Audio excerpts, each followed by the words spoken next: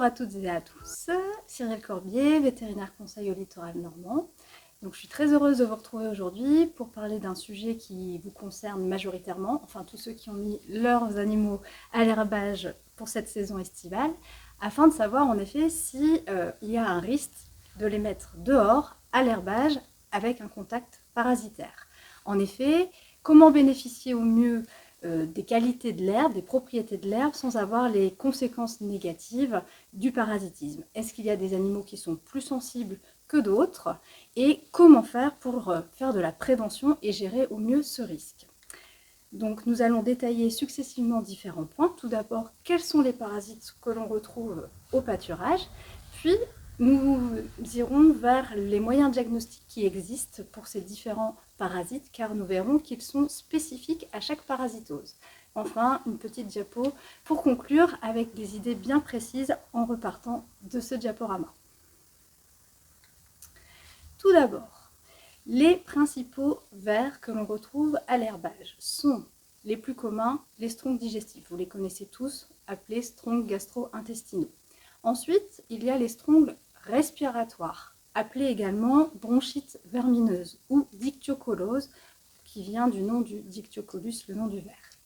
Les deux derniers, la douve ou la fasciolose, pareil, elle tire son nom de la Fasciola hepatica, et le paramphistome. Concernant les stronques digestives, c'est une grande famille. Le plus commun, c'est Ostertagia ostertagii. Parfois, on parle d'ailleurs d'ostertagiose. C'est un parasite qui va occuper à sa forme adulte la caillette. Donc on a un cycle global qui s'effectue avec d'abord, comme toujours, des œufs qu'on retrouve dans les matières fécales, puis différents stades larvaires, 1, 2, 3, sachant que le stade 3 est le stade infestant pour les bovins.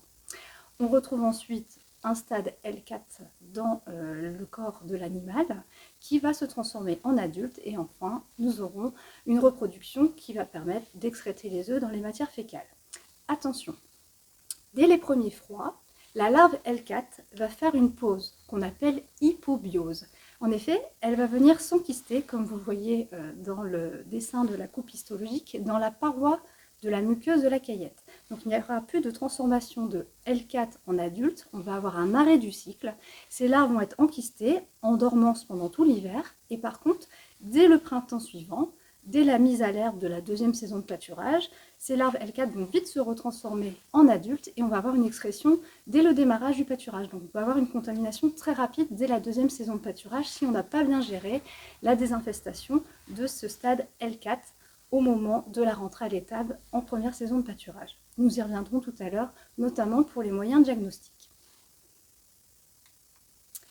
Concernant les signes cliniques, habituellement, dans le cadre des stronques gastro-intestinaux, l'atteinte est surtout dite subclinique. On n'a pas vraiment de symptômes très manifestes. Ce sont surtout des signes frustres, type retard de croissance, perte de GMQ, et pour des animaux qui sont en production, une baisse de production laitière. Si la concentration, la densité, la charge parasitaire est très importante, on peut avoir des symptômes beaucoup plus marqués, une atteinte clinique avec notamment de la diarrhée qui s'imprime à ce moment-là. Sinon, sur les animaux adultes, on n'a quasi jamais d'expression vraiment clinique à ce stade-là, puisqu'il y a une immunité qui s'est développée au préalable. Les stronques pulmonaires. Pour le coup, on a des symptômes un peu plus visibles puisque la manifestation, c'est la toux. C'est un symptôme respiratoire.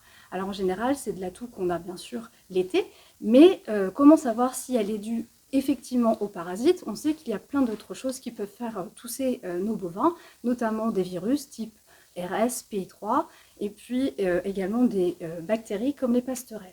Alors, c'est un cycle où là, pour le coup, la larve qui va être infestante, c'est la larve L1.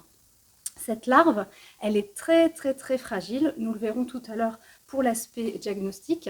Elle est vraiment pas très stable au niveau matière fécale, et donc il va falloir être très rapide au moment du diagnostic pour pouvoir porter les prélèvements. Au niveau adulte, le ver va donc contaminer les poumons. Vous retrouvez les petits adultes en forme de spaghetti, ce qui va causer bien sûr une réaction inflammatoire et de la toux. et les larves L1 qu'on retrouve dans les matières fécales, que nous verrons au microscope après une préparation préalable, comme nous reviendrons tout à l'heure au niveau du diagnostic. Concernant la douve et le paramphistome, ils ont un cycle similaire qui est un petit peu différent des autres parasites que nous venons de voir, puisque le cycle total ne peut se faire qu'en présence d'un hôte intermédiaire, qui est un petit mollusque, un petit escargot qui s'appelle la limnée tronquée. Donc ce cycle est vraiment dépendant de cet hôte intermédiaire qui, lui, a un biotope très spécifique puisqu'il va vivre dans des lieux humides, où il y a des présences de mares, des présences de rivières, voire des lieux qui peuvent se créer au niveau de l'humidité, comme par exemple, il faut penser aux bourbiers qui peuvent s'effectuer autour des râteliers ou des abreuvoirs. Si elle n'est pas présente, le cycle total n'aura pas lieu. Donc on n'aura pas de douve ni de paramphistome chez nos animaux. Pour l'aspect adulte des parasites, pour la douve contamine le bovin au niveau du foie et pour le paramphistome au niveau de la panse, du rumen. Il ne faut pas oublier que concernant la douve, c'est une zoonose. Donc nous, comme les animaux, pouvons être atteints par ce parasite et nous infestons en consommant par exemple du cresson qui contient des métacercaires.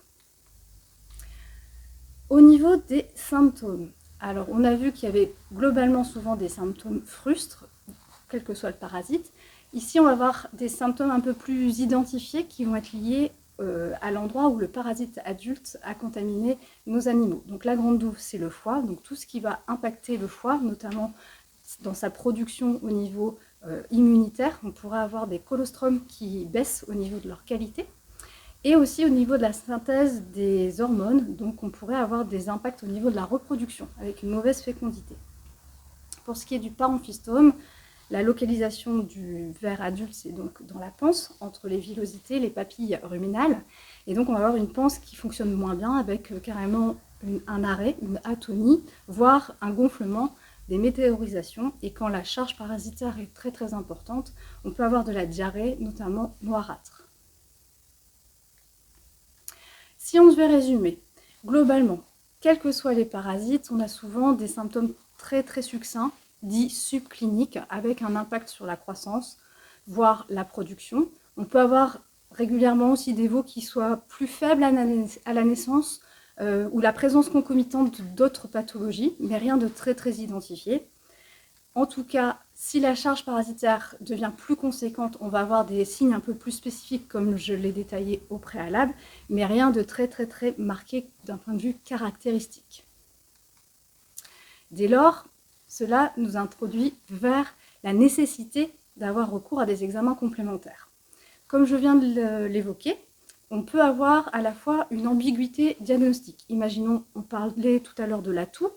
En été, on peut avoir de la toux dit bronchite vermineuse parce qu'il y a un parasite qui est en jeu, mais on peut très bien avoir de la toux également au pâturage qui peut être lié à un virus ou une bactérie potentiellement. Les symptômes subcliniques, on a bien vu, ils sont tous à peu près communs quel que soit le ver, donc impossibilité comme ça de dire est-ce que c'est dû à tel parasite ou tel parasite. C'est l'examen complémentaire qui va nous dire auquel on a affaire. Je viens après sur la spécificité des élevages bio.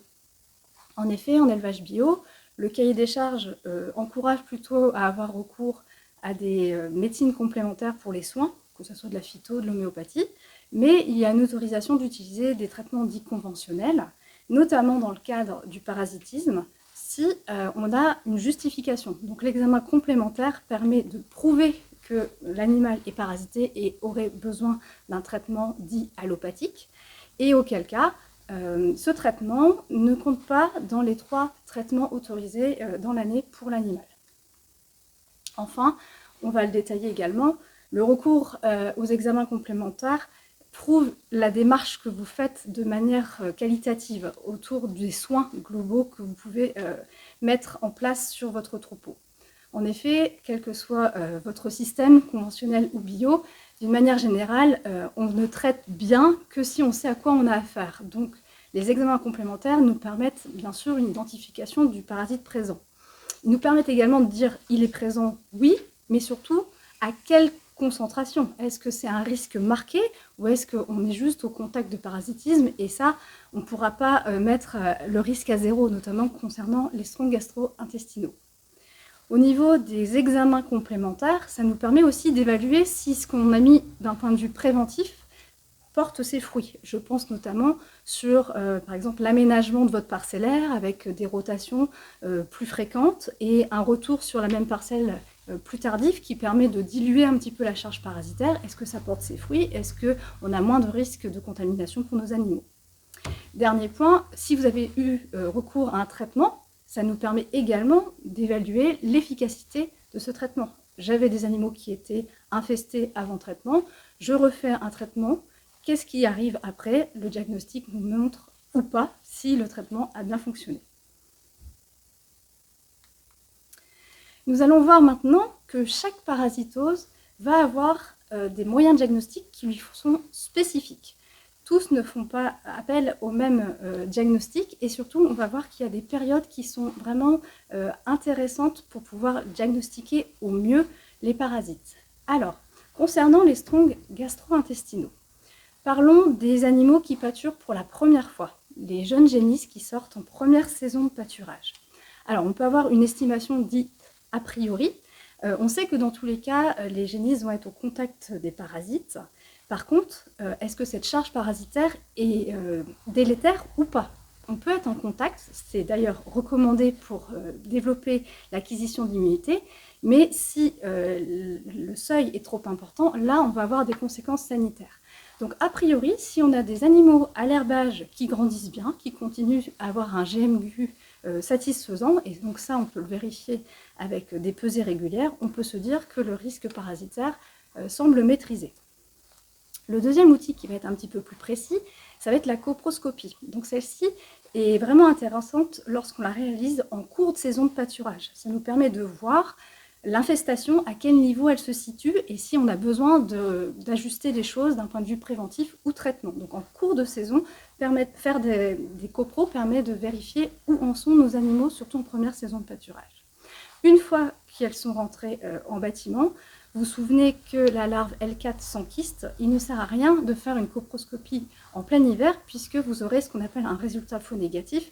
Il n'y aura plus de parasites adultes pour pondre, donc dans vos matières fécales de bovins, on ne retrouvera pas d'œufs. Mais par contre, ça ne voudra pas dire potentiellement qu'il n'y a pas de larve L4 enkystée. C'est pour ça qu'on a un deuxième diagnostic qui va être vraiment précis et intéressant en phase on va dire de rentrer à l'étable, c'est le dosage sérique du pepsinogène. Donc ça veut dire quoi? Ça veut dire qu'on va venir faire une prise de sang à nos génisses en fin de saison de pâturage, au moment de la rentrée, au moment des premiers froids.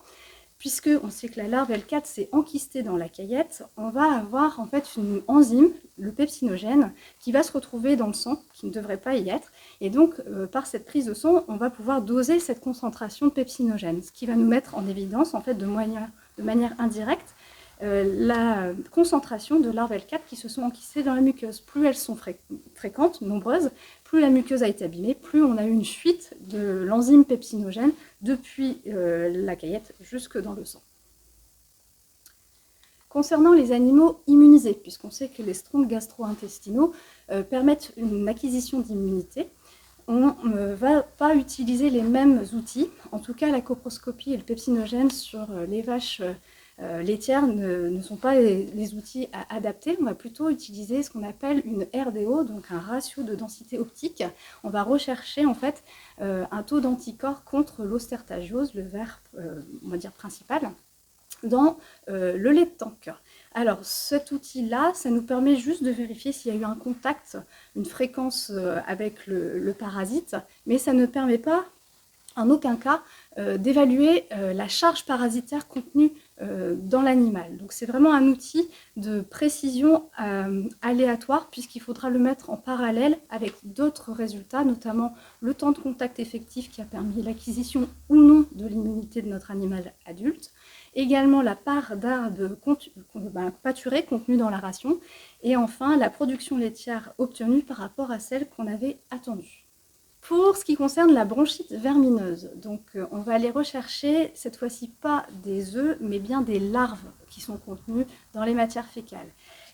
Si vous faites le prélèvement et que vous l'apportez au laboratoire ou à votre vétérinaire, il faut bien le préciser car on va devoir effectuer une préparation au préalable avant d'aller mettre les matières fécales sous lame et regarder au microscope. En effet, les larves L1, je vous l'avais dit au préalable, elles sont très très fragiles. D'ailleurs, même vous, il faut que vous apportiez votre prélèvement rapidement, dans les 6 à 12 heures maximum, sinon on aura ce qu'on appelle des résultats faux négatifs, on n'aura pas quelque chose d'identifiable, car elles sont vraiment très fragiles. Donc, au préalable, on va devoir effectuer une petite préparation. Ce n'est pas une coproscopie classique. Donc, vraiment, identifiez bien le fait que c'est une recherche de bronchite que vous apportez et pas une coproscopie classique. Donc dans cette coproscopie, au préalable, en fait, on va faire décanter les larves qui sont contenues dans les matières fécales. Vous voyez, on va faire un système d'aumônière et donc il va y avoir un gradient qui va s'effectuer avec une migration des larves dans le fond du récipient et c'est ce fond du récipient qu'on va aller mettre sous lame microscopique pour aller voir si elles sont présentes ou pas. Donc, il y a vraiment une préparation nécessaire et malgré ça, parfois, on a toujours des faux négatifs. Donc, j'ai envie de dire, si vous avez toujours des symptômes et vraiment une vraie suspicion clinique de bronchite vermineuse, et même si vous avez fait une première analyse dans les règles de l'art, n'hésitez pas à refaire, à réitérer, car on peut vraiment avoir malheureusement des résultats dits faux négatifs. Donc, c'est-à-dire, on ne voit rien, mais il y a quand même la présence du parasite. Pour ce qui est de la douve. Donc on a vu, on a un impact globalement subclinique comme tous les parasites. Au niveau identification, pour le coup, la coproscopie ne va pas être l'outil diagnostique le plus adapté. Pour quelle raison?